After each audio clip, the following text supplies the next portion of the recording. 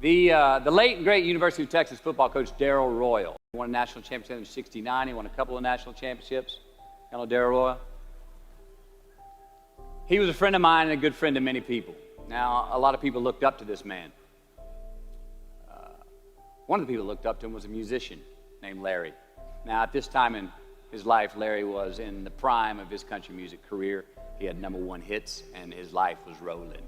Right? He had picked up a bad habit of snorting the white stuff somewhere along the line, and at one particular party, after a bathroom break, Larry went confidently up to his mentor, Darrell, and he started telling him a story.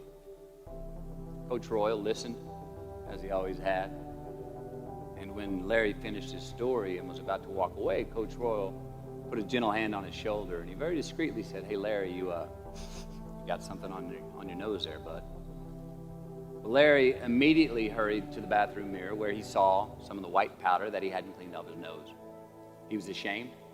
He was embarrassed, as much because he felt so disrespectful to Coach Royal, and as much because he'd obviously gotten too comfortable with the drug to even hide it as well as he should.